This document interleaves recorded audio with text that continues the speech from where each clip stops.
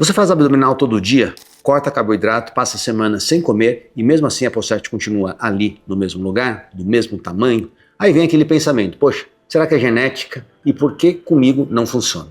Mas você precisa saber que o problema não é você e que a gordura abdominal não funciona igual ao resto do corpo. Ela tem mecanismos próprios, responde a sinais específicos e enquanto você não entender quais são esses sinais, vai continuar se esforçando sem ver resultado nessa região. Olá, tudo bem? Eu sou o Dr. Danilo Matsunaga e hoje eu vou te mostrar por que a pochete resiste tanto, quais são os fatores que mantêm essa gordura nessa região específica e o que a ciência aponta como estratégias reais para mudar isso, não com sofrimento, mas com direção, com estratégias. Você já viu alguém que come pouco, treina todos os dias e mesmo assim a barriga não some? Até muda um pouquinho, mas aquela gordura abdominal parece ignorar completamente os esforços. Isso não é falta de disciplina e não é também genética ruim. É o ambiente hormonal do seu corpo trabalhando contra o resultado. E hoje eu vou te explicar exatamente por que isso acontece. A gordura da região abdominal, especificamente a mais profunda, a que fica ao redor dos órgãos, ela é altamente sensível a um hormônio, o cortisol. O cortisol é o hormônio do estresse. Quando ele fica cronicamente elevado, o corpo recebe um sinal claro. Armazene gordura aqui nessa região, porque pode vir uma crise pela frente. É um mecanismo de sobrevivência. O problema é que o corpo não sabe diferenciar o estresse de um predador para o estresse de prazo no trabalho, noite mal dormida, dietas agressivas demais, treino em excesso sem recuperação. Tudo isso eleva o cortisol. E o cortisol elevado de forma crônica direciona a gordura para a região abdominal. Por isso, tem tanta gente que come pouco, treina muito, vive estressada e a barriga não some. O esforço existe, mas o ambiente hormonal está trabalhando contra. E se o cortisol não age sozinho, ele tem um parceiro nessa história que tende a piorar, obviamente, todos esses resultados quando eles estão trabalhando de forma em conjunto. Quando a pessoa come, o pâncreas libera insulina para transportar a glicose para as células. E esse processo é normal, é saudável. O problema começa quando esse sistema fica sobrecarregado.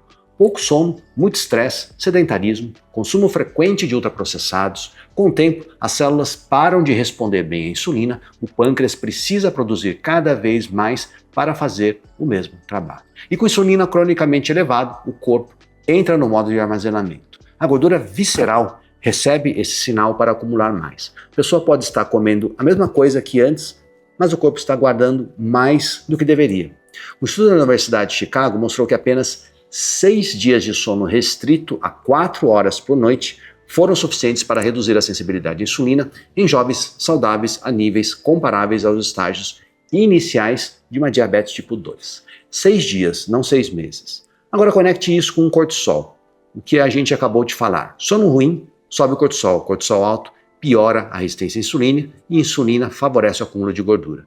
Um ciclo inteiro que se retroalimenta. Nenhuma dieta isolada quebra enquanto o sono e o estresse estiverem dessa mesma forma.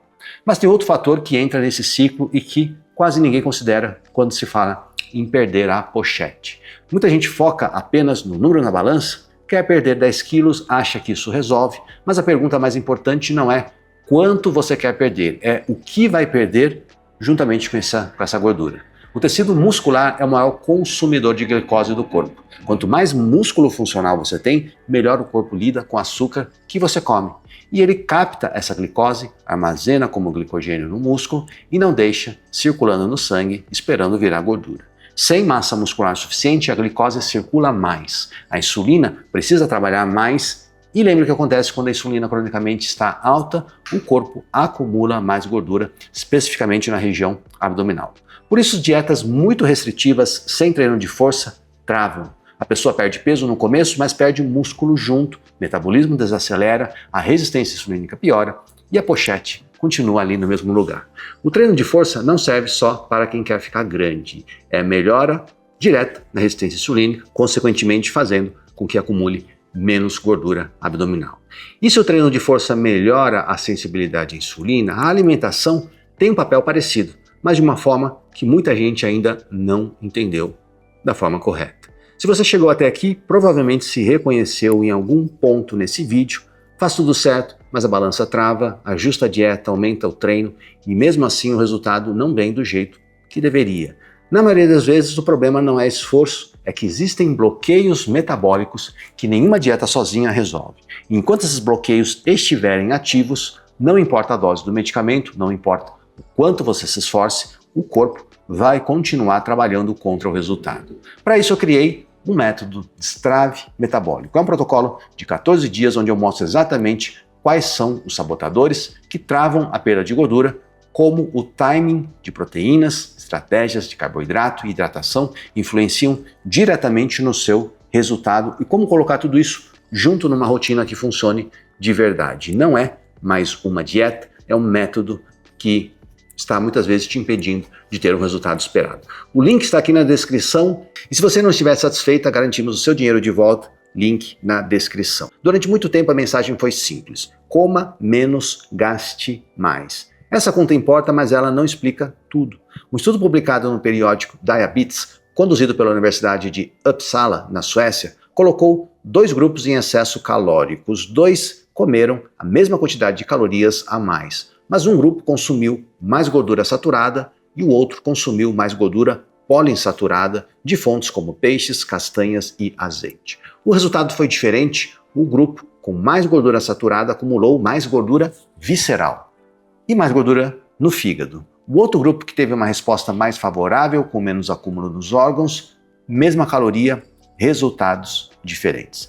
Isso não significa que gordura saturada é veneno, significa que a qualidade do que você come influencia onde o corpo armazena gordura e não só se ele armazena. Ultraprocessados, açúcar, gordura trans, álcool frequente criam exatamente o ambiente metabólico que favorece o acúmulo visceral pelos mesmos mecanismos que a gente já viu ao longo desse vídeo.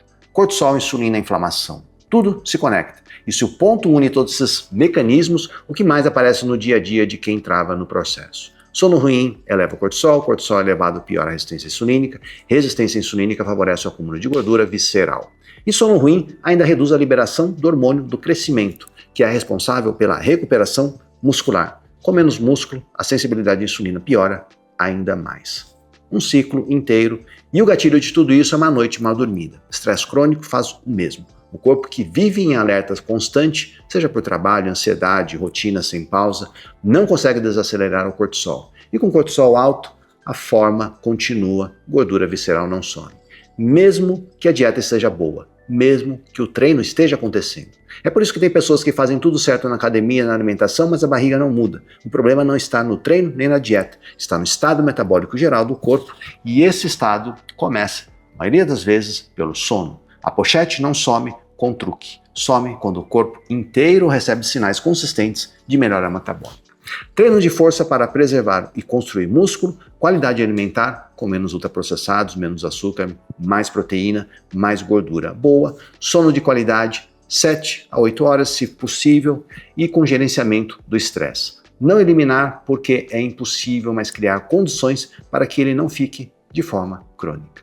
Esses 4 fatores atacam os mesmos mecanismos que a gente foi destrinchando ao longo desse vídeo. Cortisol cai, a insulina trabalha melhor, músculo cresce, gordura visceral perde o ambiente que precisa para ficar, não é sofrimento, é direção. Se você gostou desse vídeo, deixa o seu like e confere na descrição o primeiro comentário fixado, que será o meu programa Destrave Metabólico. É lá que eu mostro de forma prática e estruturada como remover cada um desses bloqueios que a gente foi destrinchando até aqui e nos vemos no próximo vídeo.